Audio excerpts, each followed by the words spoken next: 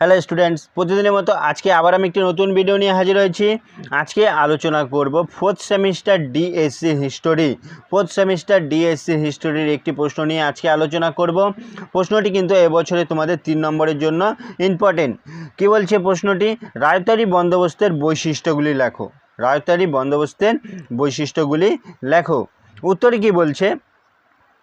রায়তারি ব্যবস্থা রায়তকে জমিতে স্থায়ী অধিকার না দিয়ে তাকে 30-40 বছরের জন্য দীর্ঘমেয়াদী শর্তে জমির বন্দোবস্ত দেওয়া হতো।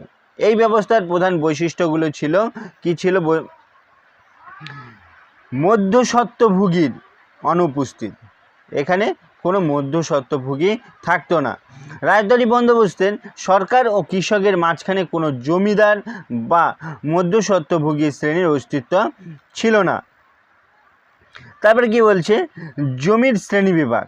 রায়তারি ব্যবস্থায় জমি জরিপ করে কৃষকদের জমি বন্দোবস্ত দেওয়া হয় এবং উৎপাদনের ভিত্তিতে জমি 9টি শ্রেণীতে ভাগ করা হয়েছিল। তারপরে কি বলছে? জমির মালিকানা। জমির মালিকানা এই ব্যবস্থায় কৃষকের হাতে জমির মালিকানার অধিকার ছিল না। কি বলছে? জমির সম্পূর্ণ মালিকানা ছিল সরকারের হাতে, কৃষক শুধু জমির ভাগ করে পেত, তাই কৃষক ভাগটুকুন পেত। তারপরে কি বলছে? রাজস্বের হার। রায়তারি ব্যবস্থায় রাজস্বের হার খুব বেশি ছিল এবং সাধারণত 30 বছর পর পর এই হারের পরিবর্তন করা হতো। রমেশচন্দ্র দত্ত বলেছেন, এই ব্যবস্থায় শোষণের তীব্রতা অনেক বেশি ছিল এবং চিরস্থায়ী বন্দোবস্তের চেয়ে অধিকতর ক্ষতিকর ছিল। সরকারি আমলারা কি করত? এই ব্যবস্থায় কৃষকের সম্পত্তি বাজেয়াপ্ত করে জমি থেকে তাদের উচ্ছেদ করতে পারত।